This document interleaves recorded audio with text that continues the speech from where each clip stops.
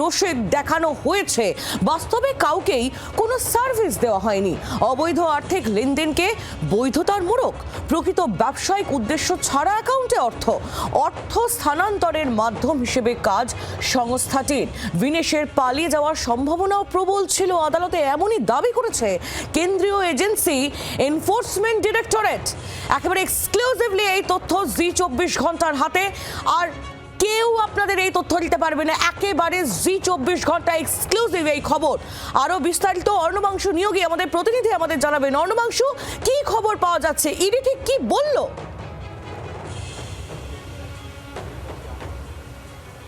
দেখো, ইডির বক্তব্য যে আইপ্যাক সংস্থার যে অধিকর্তাকে গ্রেপ্তার করা হয়েছে তার পেছনে রয়েছে অনেক বড় উদ্দেশ্য, এবং এই আইপ্যাক সংস্থা আসলে হচ্ছে একটি অর্থ আদান প্রদানকারী সংস্থা, যেটাকে আমরা কোড ওয়ার্ডে হাওয়ালা যেটা বলে থাকি। সেই হাওয়ালা মারফত বিভিন্ন লোকের কাছে টাকা তারা আদান প্রদান করে বেড়াতো, এবং তারা কি করেছিল, তারা হচ্ছে বিভিন্ন সংস্থার নামে, থার্ড পার্টির নামে একাধিক মানি রিসিট তৈরি করেছিল, রিসিভ কপি তৈরি করেছিল।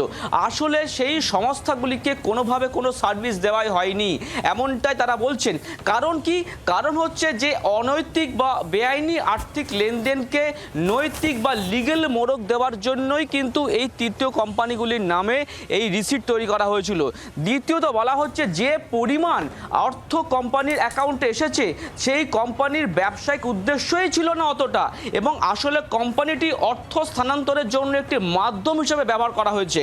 আর বিনেশ কুমার চান্দিল তিনি তদন্ত এড়ানোর জন্য বিভিন্নবার তিনি দেশে গিয়েছেন, বিদেশে গিয়েছেন, এবং তিনি পালিয়ে যাওয়ার ছক কষছিলেন, এমনটা ইডি আশঙ্কা করছিলেন তদন্তকারী সংস্থা, যে কারণে গ্রেপ্তার করা হয়েছে। ইডি এটাও তারা উল্লেখ করেছে যে বিভিন্ন রাজনৈতিক দলের থেকে তারা যে অর্থ নিয়েছে সেই অর্থের 50% তারা নিয়েছিল হচ্ছে ক্যাশ, আর বাকিটা হচ্ছে লিগাল দেখানো হয়েছে চেকের মাধ্যমে। এই যে টাকাটা তারা নগদ নিয়েছিল সেটা কত পঙ্কের টাকা সেটা কোনো হদিশ এখনো অবধি তারা লাগাতে পারেনি বা আন্দাজ করতে পারছে না।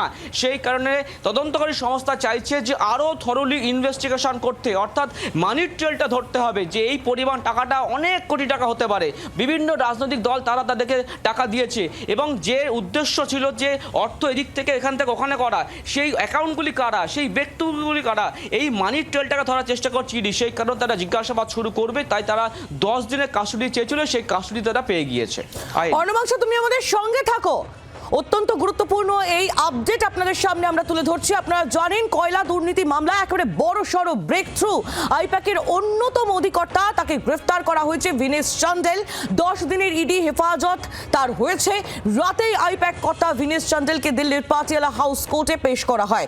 দিল্লি থেকে ভিনেশ চান্দেলকে গ্রেফতার করেছে ইডি। এ বিষয়ে আর কি তথ্য রয়েছে এখনো পর্যন্ত রাজীব চক্রবর্তী আমাদের বিস্তারিত জানাবেন। আমাদের অপর প্রতিনিধি আমাদের সঙ্গেই রয়েছেন। রাজীব, কি খবর তোমার কাছে রয়েছে?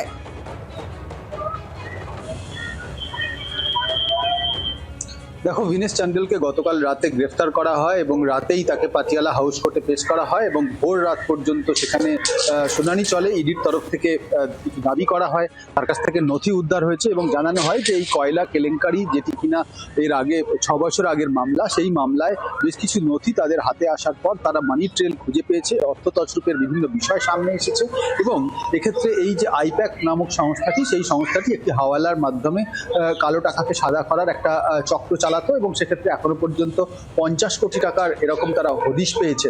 তোমাকে জানিয়ে রাখি যে এই আইপ্যাক সংস্থার অপর 2 কর্তা, অর্থাৎ প্রতীক জৈন এবং ঋষি রাজ, তাদের দুজনকে জিজ্ঞাসাবাদের জন্য ডেকে পাঠিয়েছিল ইডি।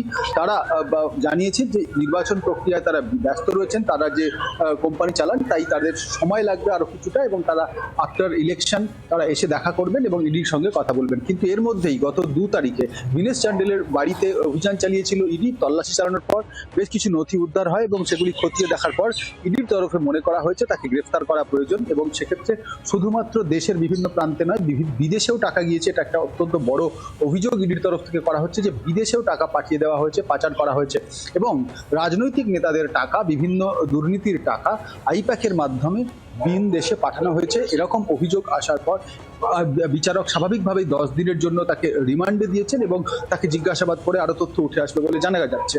কিন্তু এক্ষেত্রে তোমাকে জানিয়ে রাখি যে আগামীকাল আবার এই ইডির কলকাতায় অভিযান এবং সেখানে মুখ্যমন্ত্রীর পৌঁছে যাওয়া সেই মামলাটির শুনানিও রয়েছে সুপ্রিম কোর্টে। আর এর মধ্যেই বিভিন্ন বিষয় উঠে আসছে রাজনৈতিকভাবে, তার কারণ আর কদিন পরেই রাজ্যে ভোট গ্রহণ পর্ব শুরু হতে এবং এই ভোট গ্রহণ পর্বের ঠিক আগেই ইডির এই তৎপরতা স্বাভাবিকভাবেই রাজনৈতিক মহলেও একটা শোরগোল ফেলে দিয়েছে। অনেক ধন্যবাদ আমাদের দুই প্রতিনিধি রাজীব চক্রবর্তী এবং অর্ণবাংশু নিয়োগী, তোমাদের দুজনকেই। তোমরা নজর রাখো। আর এ প্রসঙ্গে বিজেপির প্রতিক্রিয়া একটু দেখে নেবো, আমরা শুনে নেব দিলীপ ঘোষ বিজেপি নেতা, তিনি কি বলছেন। ইডির হাতে গ্রেপ্তার আইপ্যাকের সহ প্রতিষ্ঠাতা এবং ডিরেক্টর দীনেশ চান্ডেল। স্বাভাবিক আছে, কয়লা পাচার গরু পাচার পশ্চিমবঙ্গের নতুন কিছু না, তার তদন্ত হয়নি এতদিন, এবার তদন্ত শুরু হচ্ছে।